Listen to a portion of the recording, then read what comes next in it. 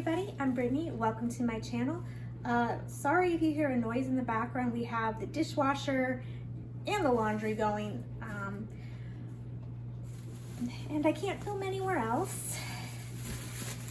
So today I am going to be making a petticoat for my Victorian Edwardian skirt. It's kind of like late Victorian, early Edwardian. It's like the transition period between the two, if I'm understanding correctly my history. Pattern that I used works so well for the skirt. I'm gonna also use that for the petticoat, and I think another adjustment that I'm going to do is maybe a little bit further up. I'm going to, after I'm done wrestling the paper here, because then what I want, so there's not too much bulk at the waist, I am going to have the ruffles start further down. And that is the plan right now. Let's get started. Okay, trying to get a good angle. This is the leftover fabric from Maria's Regency dress. As you can see, there are a lot of straggly end bits. So trying to figure out how to place it. I think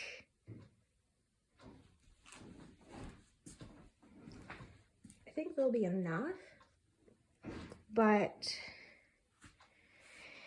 it's gonna be hard to place because of the cut ends. And having a big enough table. Okay, so this is the layout. Hopefully you can see it. I'm trying to, because for some reason when it's on the thing, you can't really see it. This is the top. I won't necessarily be following this. It's just going to be one big rectangle, which is the same, which is going to be the same for the back here, like with the skirt.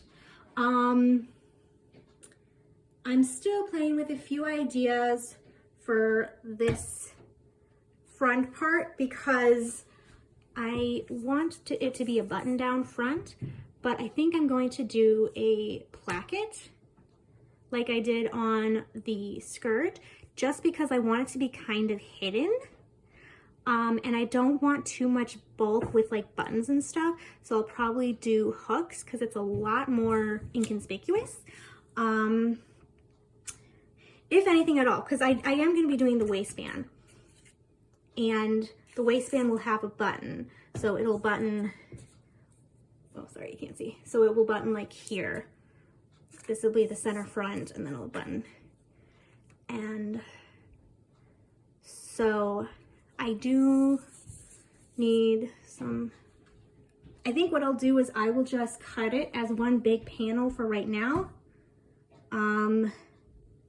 So I have more to work with, and I'll only cut this bit right here. I don't know if I mentioned it with the skirt, but what I did was I didn't follow like this line. I kind of just went straight here, so it's not as big of a curve because I still wanted more volume here, and it worked fine, and it was great. So I do have to place the waistband and figure out the bottom plackets that I'm going to do. I think what I'm going to do is I'm going to do them lengthwise down the skirt, or down the skirt, lengthwise down the fabric, instead of doing it like I have these where it's like this sideways, because I want there to be volume and I don't want too many seams with the plackets if I can help it. And plus there is, I don't know if you can see that, but that is a lot of fabric to work with. So I think it should work, but I'm not 100% certain right now. It's kind of hard because I don't have a big enough table to fit all of the fabric. but I do want to double check before I cut this fabric, just because I like to make double sure. So I will have to carefully move all of this down off the table so that this is on the table and I can figure that out, because the bottom pleats are very, very important. So yeah, that's what I'm up to now. Sorry for the shaky camera work. I'm paying more attention to my thought process than the camera work. Okay, as per usual, I have forgotten to film a few steps. I have the top part of the skirt sewn onto the waistband. I pressed the seams, brushed this over. I have the bottom part of the skirt sewed, and I pressed the seam. I'm kind of leaning towards not finishing seams just because I can't be bothered right now. I usually do that by hand if the stitches are going to be visible. And I just can't decide if I have the patience for that. So I'm just going to leave that there for now. That's the last thing I put on anyway. Here is the, sorry, my bed's not made. Here is the top part of the slip. I hemmed the top, and then I hemmed the part where the fasteners are going to go. But because I have to gather it, I realized I shouldn't have hemmed the top. So I may have to seam rip it and redo it, which is a bit frustrating, but I will decide that after I sew it on to this part. And how I'm going to do that, let's see if I can, it's hard to see through this, kind of like this, where it goes over like that. So then it will be sewed along this line, and then possibly sewed down this part, so it kind of encases these seams. So it kind of encases these seams right here. So I did press it, but I realized I'd pressed it the wrong way. It should have been pressed this way. Oh well, I wasn't thinking apparently. Okay, so it has been, well, let's see. Last thing I did with this project was probably February, and it is now November, and this is a cute little puppers. I love her so much. So I kind of had to refresh myself on what I was doing, so I watched some of the old footage. So I put it on here, and I think I've changed my mind on what I want to do. The top is a mess. The top is just such a mess. Look, this is where the armpit is. Obviously, for me, this the mannequin isn't quite 100% to me, but it gives a good idea. It's too long, and I know I wanted to gather, but I just don't think it'll work very well. And I have decided that I need the at least the bottom part to be a bit more adjustable. And I see I did do a lot of pleats in the back here, so I think my plan, if you've seen my previous video, it should be, if this goes to plan, that will be the 18th century skirt that I did, where it had a drawstring. And whoa, so I think that's what I want to do. So I think what I'm going to do is I'm going to seam rip this part off. I'm going to seam rip most of this. I'm going to keep some of it, or well, no, I'm going to seam rip all of it. I am going to see how much yardage I have, and then see if I need to add another panel. I do have like the ruffle bottom part. Where is it? I think it's, yes, I have the ruffle bottom part right here. I'll have to measure and figure out how it fits, because I think I did measure it to the right thing. So yeah, that is what I'm gonna do. And then for this part, I'm probably, I don't know if I will complete that right now. I think I'm just going to take it off, put it aside for now, figure out this bottom, because I really do need the petticoat. And I'll focus on that. I do really need to make a chemise, and I guess I was kind of hoping I could fudge it with this, so it's kind of like a petticoat chemise type thing, but it's just not working. So Zoe, calm down. So that is the plan for now. Do not wait almost a year to go back to a project, because it is super frustrating. I pulled out the another project that I was doing with this, the blouse, and it's just a mess. All right, I seam picked it, seam ripped it, and I've sewed it together as one thing. You can kind of tell because I didn't go to the iron first, and so it's still a bit wonky, but here I am now at the iron doing that. And then I'm also pressing the new waistband, which is going to be the drawstring. So that's what I'm doing right now, and so far it seems to be working better. I just need it to be a little bit more adjustable. All right, I pressed it. You can still kind of see it a little bit, but it's fine, it's whatever. I did fold this over so I can finish the seams by hand at a later time. I don't know. My goal is to have this done today, because I literally started in January. I don't want this to be a year project, like, so I'm hoping to knock it off today. I don't know if I'll get to this seam. I don't know. Maybe I just won't do it. So I have the waistband finished. It's pressed and pinned.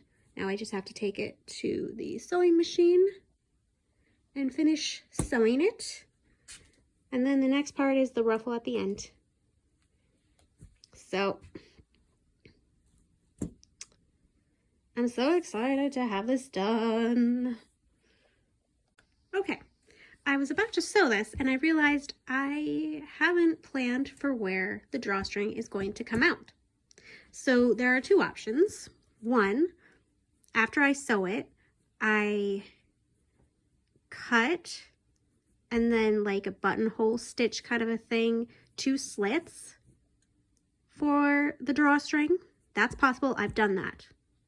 Or I could do what I did for the skirt I just made, and I do an insert and then I hem it and then do this. But I think because I've already done this, I don't want to have to repress. I think what I'm going to do is I'm going to do the slits. Something that does worry me about this type of waistband is bulk at the waist, but it does allow me to, like, if I want to, I could do it loose and then have it further down. It really depends on the length that I get after I add the ruffle, but if I need to, like, after I try it on with the skirt and see if it's a lot of bulk, what I can always do is I can always do that technique where they would do little folds in here, so that, like, for when kids were growing, so it would be one dress, but they would just unpick it to make it longer, and I could do that kind of a thing, if you understand what I mean by that, hopefully. And then I can just adjust the length by doing that, and we'll see. So yeah, now to the sewing machine. All right, I finished the waistband. Now I can put that aside. This is the ruffle part. So I have the silky thread that's in a different color. of everything so I can do the gathers.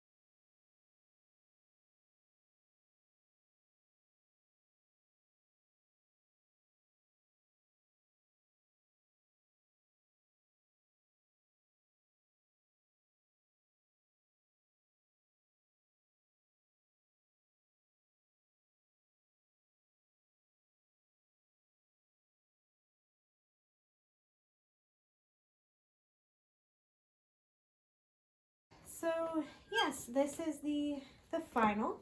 Unfortunately, something that I have realized in this process is because I didn't do what is historically accurate, which is because this is more of a suit fabric where it has kind of stretch, it doesn't have much structure to it. What they would do is they would do lining that would give it the structure. I didn't do that because I didn't want to. But I am reaping that right now. I am paying the piper because it's been hanging in my closet, that's how I store it, the hemline is a little distorted. So I'm not entirely sure how I'm going to be able to fix that. I may just have to chalk it up to a lesson in hard knocks, you know, like it is what it is. So yeah, that is my video. I hope you enjoyed it. It was a bit chaotic. When I got back into this project, I went back and I looked at all of my footage and I realized the reason why I had so many issues is because I couldn't make up my mind what I wanted. I wanted a chemise, but I also wanted the petticoat, and I wanted them all in one, and I wanted to mesh it together, and I had several different ideas. And never do that. Go in with a clear objective, because it fell apart, and I think that's the big reason why I got so frustrated, and I just had to put it down for almost a year. So now it is finished, and I like that I can now use it for a couple different things. I even tried it under they're more modern clothes, but they're long dresses, and just putting these fundamental garments under it, the petticoat, the hip stuff, you know, it gives it the illusion of the same silhouette, so I can fudge it a little bit and it works great. And yeah, so overall I am very happy and I am so excited to finally be done. Lessons learned the hard way, because I'm stubborn as a mule. Anyway, thank you for watching my video. I hope you learned something. Please learn from my mistakes, and I hope to see you next time. Bye.